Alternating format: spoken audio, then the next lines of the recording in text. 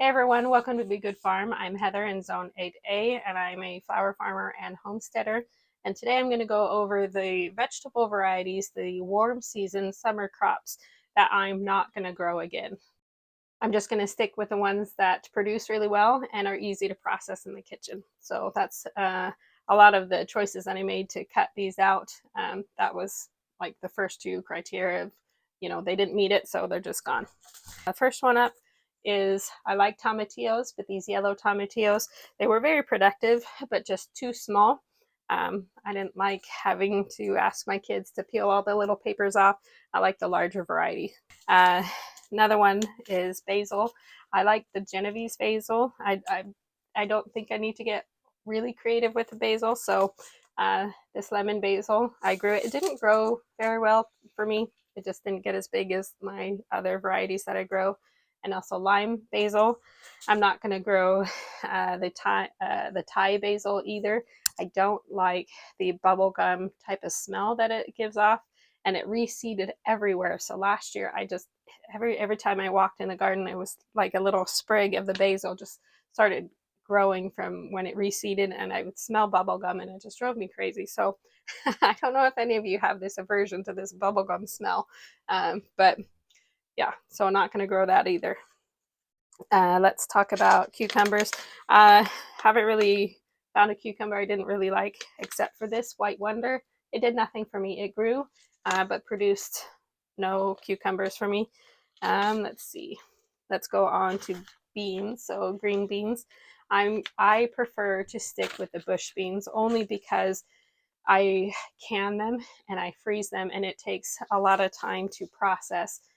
I'd rather spend a day or two in the kitchen cutting, peeling, blanching or canning green beans all at once. And I don't really like the steady stream of green beans into my kitchen, which is what pole beans do. They're more like an indeterminate type where they produce all season. Bush beans kind of put a flush on all at once, and that's what I like. I like to just get them all in and get them out. My family prefers the cooked canned green beans over fresh ones. It's a textural thing, so that's what we stick with. If you like cooking fresh beans, I would stick with the pole beans, but those are out for my family. Butternut squash, this Waltham type, or any shorter type of, even the honey nut, I'm not going to grow that one. Tends to get powdery mildew, and the plants usually die before the fruit is ripened. It'll still continue to ripen a little bit in the pantry if you bring it in, but I just prefer one that's easier to grow. Let's see, what else have we got besides tomatoes? Let's go over some watermelon. Orange yellow. I saved some seeds, lots of seeds. Really delicious, really good. But I don't like the large watermelon. They just take forever to grow in the garden. And then if you miss a day after it rains, then they split, and then all that time is wasted, and it's just really annoying. And the seeds were huge. And they were not black, so it was a little harder for the kids to find. So they'd take a bite and they'd bite on the seeds, and it was just kind of annoying, even though it was a beautiful watermelon. Tasted really good. This Royal Golden, this one produced and produced and produced. However, the powdery mildew was insane on this one, and it didn't taste very good. So, not growing that one again. This Amish one, I can't remember. I just don't know. I didn't. I tried this for a couple years. I can't remember why I don't like it. Let's see. The Kajari melon. This one is supposed to be a smaller one, and it didn't produce anything. It grew, but I never got any flowers or anything else, even though the other melons that I had grew. So not gonna waste space on that one. The Moon and Stars. This one was really pretty. I actually didn't get a whole lot of fruit off of this one. Tasted good, but not impressive enough. Had lots of seeds. Um, just not really what I'm going for. Honeydew, we actually really love honeydew in our family, but I can't seem to get it to grow and produce enough. So we have other like cantaloupe types that we grow, and a canary melon, but this just it doesn't give enough fruit per plant for me to be able to give space to it in the garden. Next one up are peppers. So I don't know if you've heard about the jalapeno trend. This is a jalapeno with no spice.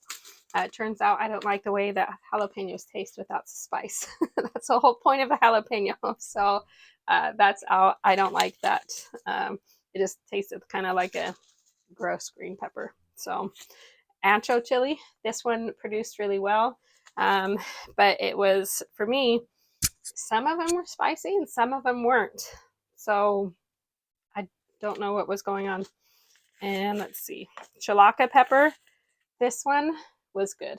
I mean, it produced a ton, but I figured out that I really don't like hot peppers. So we're sticking with a mild jalapeno, and all hot peppers are out. Hungarian wax pepper. My husband really likes banana peppers, so I tried to grow those for him. These didn't get very hot, and so and when I canned them, they seemed to be bitter. Even when I canned other banana peppers from the store for the farmer's market, I didn't think it was my growing style or what I was doing with my plants. They just ended up being bitter after I canned them. So maybe it's my canning process, not sure, but not gonna worry about that. I'm just gonna get canned peppers from the store, and that's what this Hungarian wax pepper was supposed to be, where it was a hotter variety for the canning. The Corno di Toro red. This one produced well, but I have other varieties that I liked better. The Cubanelle, this one worked really well. So if you like a stuffing pepper or just a green pepper, it didn't have a really great green pepper taste, but we don't really like green peppers, so I'm not going to grow that anymore.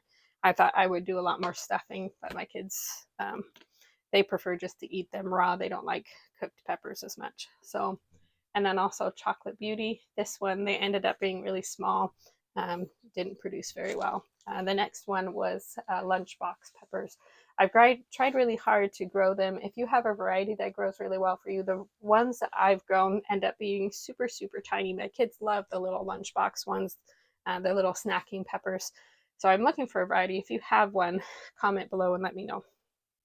Okay, last one are the tomatoes.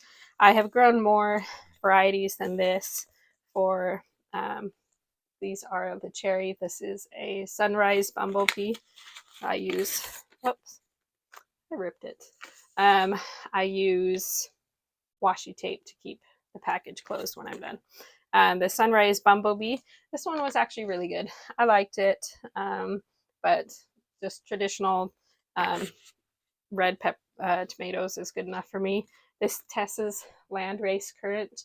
These were really cute and tiny, but I thought my kids would enjoy them, but they didn't really care for them. So it was just something a little extra fun. I've grown the strawberry and the black cherry, and both of those took a really long time to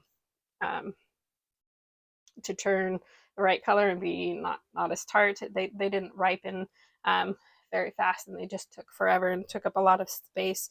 Yeah, so on to paste tomatoes.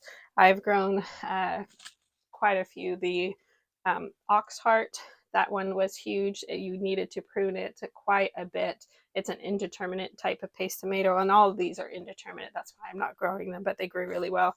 The Oxheart grew really well. The Amish paste is pretty good, but I don't want an indeterminate tomato, and this one tends to split a lot. So if you're going to use this for canning or whatever, make sure you pick your fruit before it rains, because if you get a whole bunch of rain all at once, all of your fruit is going to split. I didn't find that with a whole lot of other tomatoes, but that one was the worst. The San Marzano, it was a great one.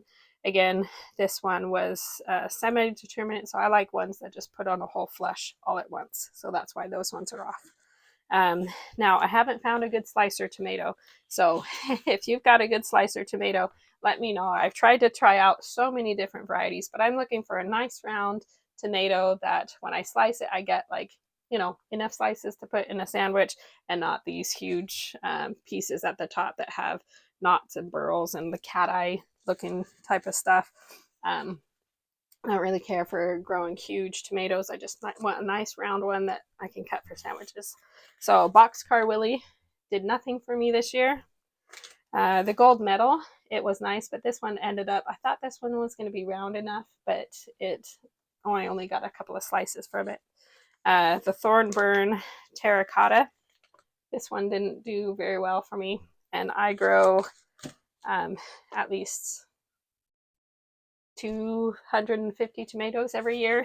So I know how to grow a tomato. So if they don't grow well for me and they're just not a great producer, I'm not going to spend too much time on it. This rose tomato, I didn't get much out of it.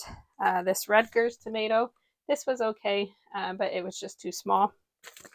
And this Jubilee, I didn't get anything out of it either. Just didn't produce enough for me.